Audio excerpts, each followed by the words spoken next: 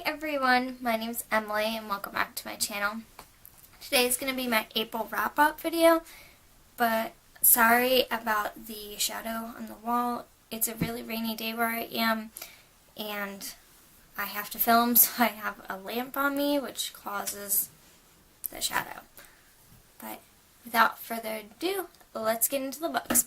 So I wound up reading 11 books this month. Two of them were audiobooks, and then the rest were all physical books. So, the very first book I read this month was an audiobook, and it was Hollow City by Ransom Riggs. If you watched my March wrap-up, you would know that I started the Peculiar Children series in March. So March I read the first one, this month I read the second one. I rated it a 4 out of 5. I was, in the beginning, kind of confused about how the time loops were working, because there wasn't very much explanation in the first book, because they were only in the one time loop, but now, they're traveling to different time loops, and I just was confused. By the ending, I got more of a grasp on it, and then I loved the development of Jacob and Emma's relationship. You could see where it went from the first book all the way through to this book. And then the plot twist at the end of the book was very good, and I'm not going to give who it involves or anything, because I feel like you just need to read the book to know the plot twist. So that's what happened with that book. Then the next book I read was Good Me, Bad Me by Allie Land. I rated this also a 4 out of 5. I really liked that it was written in Millie's perspective, and that you really got a look into her turmoil of how she felt about her mom. Your mom's still your mom. I think you really get that across in this book. She still grew up with this woman, and she's kind of am I like her? Am I not like her? What makes me different? What makes me the same? There's a plot twist in this book. And it does involve whether she's good or bad like her mother, so I'm not going to spoil that either. And then another key thing I think in this book is her relationship with the foster sister. It's not great, and I think that plays into part of the good me, bad me, her trying to decide who she is. So after that one, I read one of the books that I pulled in my April TBR video, The Fifth Petal by Brunino Berry, which I had started, stopped, and then I pulled it for the April TBR, so finished it. This is actually, people say it's the third book in a series. The author says it's not. It's just based with the same characters and same town, but it takes place 15 or 20 years after the first book, the first and second book. So there's a huge gap in between them. They do take place in Salem, and there's a lot of Salem witch stuff mentioned in the book. You kind of have to know the history of Salem a little bit to read this book and understand that the hysteria, people really thought witches were real. There's people still in this town today that think witches are real, others who are skeptics. It just plays out into the whole tourist thing of Salem now. But what I didn't like about this book is the goddess murders are brought up quite frequently. It's kind of the whole thing about Callie. Callie was there that night. She was a little kid, and her mom was one of the people that was murdered. But I feel like there just wasn't any closure for Callie. That, her mom's still dead, and she just still doesn't know, really what happened. She gets bits and pieces of what happened that night from her memory and people investigating it, but I just felt by the end of this book there wasn't closure. I don't know if there's a fourth book. If there is, maybe that would explain why there's not really a wrap-up at the end of this. But because of that, I only give it 3 out of 5 stars. The next book I picked up was also part of my April TBR, and it was The Boy Meets Girl Massacre by Annalise Hogwarth. Gave it a 3 out of 4. I mean, 3 out of 5. This is a diary, so let's see if I can show you. Like, it goes like, like the 11th entry, and it goes through. A girl is working at a little inn for the summer, and she decides, one of her coworkers is supposed to write a diary, but she doesn't think he ever does. Kind of saying like this hotel is haunted, and saying the things she sees and does, and there's parts of it, if I can find it, where you can't really tell in this because it's rewritten, but like, I'm trying to find it. So, there's places like this that are italicized in the book, and that is written in different handwriting in the actual diary. So, the movie producer that's going through this is like, oh wow, well that could be like a different character taking over her mind, or a ghost, or, tries to make excuses for it. I really still am confused if this is supposed to be paranormal or psychological, or I really don't know. My brain goes to psychological because I have a degree in psychology, which I've mentioned before. So I try to go that route. I really think that Noelle, the writer of this diary, has some type of psychological disorder that is causing her to believe all these things, and that leads to the murders at the end of the book. Noelle is one of the people that gets murdered. That's just a kind of whodunit situation, because you only have her diary. You don't know if she's telling the truth, or or if she killed all these people and then killed herself. So, then the next one I read was another audiobook, and this one is kind of a newer release, and it's Bone Gap by Laura Ruby. I think I really should have read this in the physical format, because about halfway through it, I realized that they're time jumping, so there's past, there's present, and they keep going back and forth, and I didn't know when certain things happened in the timeline with Rosa. So it kind of confused me. I should have read it in physical, but other than that, it was really good. I liked it. I gave it a 3 out of 4 only because I didn't understand it. But at the ending, when you realize why Finn couldn't describe Rosa's kidnapper, I thought that was a really unique way to kind of bring that, like,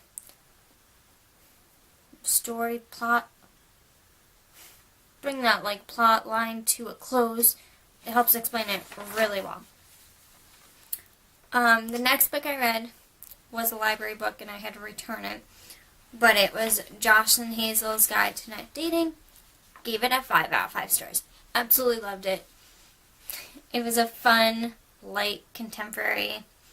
It left me wanting more, which I want from my contemporaries. I don't want to finish it and be like, oh, okay, like whatever. I want to finish it and be like, I want more. I need more. So I really loved that. The ending, absolutely loved it. Didn't turn out the way I thought it was going to. I thought it was going to go like the opposite direction than it went, which is nice. Loved it. Then I picked up Simon versus the Homo sapien Agenda, which I gave a 4 out of 5. I loved seeing the little emails, because like this. So there's like little emails from the character Blue to Simon. Simon's obviously the main character. Blue is this person that he's been emailing, who's also gay and also at his high school, but he doesn't know who he is until the very end. I feel like it has a lot of good representation in this. And at the ending, Blue was not who I thought he was. It came as a shock to me, which is, I think, what was supposed to happen, because it came as a shock to Simon, too. He had no idea who it was. So, I liked it.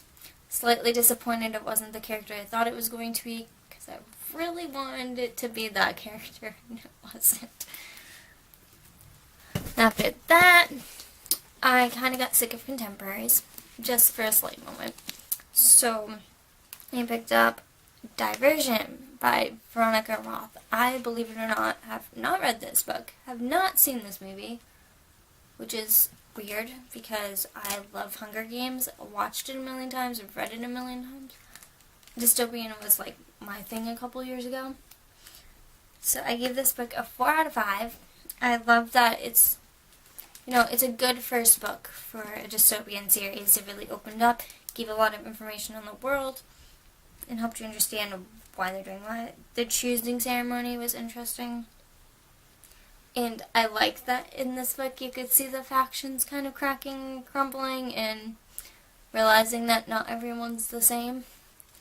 And then I really look forward to seeing Tris and Four in the upcoming books. I think that this is going to be a series that I really enjoy. So, it'll probably be in my May video. I just have to grab it from the library, the next book. After that, it still didn't feel like a contemporary. So I picked up No Safe Place by Bill J. Cox. I always say J. It's Bill G. Cox. This was also another book on my April TBR, and I gave it a 5 out of 5 stars because it's a true crime book. You can't change history, and you can't change what happened in this murder. So I felt like if I said that it was a 4 out of 5 or less, then it'd be like insulting the character, the like real life person who was murdered. But it was good. I think he did a good job writing it. This actually took place before I was even born, so I did not know. Why am I swinging around so much? I didn't know the hype and stuff that had happened leading up to it, and I wound up talking to my mom on the phone the other day, and she would have been pregnant with me when this happened, so I assume that she heard about it because it was probably in the news. But it's not something I had heard about before, and I like that I didn't hear about it because I could actually read the way he wrote this. I read from before the murder happened all the way straight up through the trials, the murder trial, to find out who was sentenced and why they were sentenced and how long, and it was really good that he wrote it like that. It really gave a lot of detail to the trials, like sat and told you what happened, who was questioned, what questions were asked. It was good. Then I picked up Tuck Everlasting by Natalie Babette because I've been saying for several videos now that I'm going to pick this up and I'm going to read it. I can check that off my list. I read it. I can stop lying about the fact that I read it in 6th grade because I didn't read it. Now I can officially say I read it. Really short read. I was torn about the ending because it involves Winnie. She's kind of given a choice. She makes the right choice, but part of me wanted her to make the wrong choice. And I love that in this book it's kind of like Jessie and Winnie have like a love at first sight, but the story doesn't revolve around their romance. They don't even really have a romance. It's just the movie plays it out like they do, but they don't have a romance in the book. But that's all I really have to say about that. It was super short, so they don't feel like there's a ton of information in this book. But I also don't feel like I'm missing anything. So, that was the end of that book. I just dropped that on the floor. Oops. Good thing it's my copy. The next thing I picked up was Emily the Strange. It's a graphic novel. My boyfriend and I were in the library, and he just, like, picked it out and was like, hey, look at this. And I was like, hey, that actually looks kind of cool. He picked it out because I had my name on the cover, but it confused me all the way up until, like, there's 3 volumes in this, so all the way up until the 3rd volume, I was confused. It turns out they're more like comic strips in the first 2 volumes rather than a storyline. The 3rd volume is a storyline. and see if I can find one that's not too creepy. So this is the drawing style in it, and I really liked it. There's other pages. Just making sure there's nothing like inappropriate on the page. They have reds. Reds and black is the color scheme in this book. So if you don't love reading dark pages, probably not the story for you. But I liked it. It was funny. There's like little, let's see, like she does like scary tale theater. She retells a classic fairy tale in Emily's point of view, or Emily's way of life. She also does these little things. She makes machines. So this is her timeout machine. So it's just funny. It's cute all the way up until the ending, which is an actual story. Even, I mean, that's funny and cute too. It's not really supposed to be funny. I think it's supposed to be more like creepy, but I found it funny. So if you like graphic novels, I would pick this one up. It was really good. And that was the last book I read in April. So I will see you guys in my next video. Bye!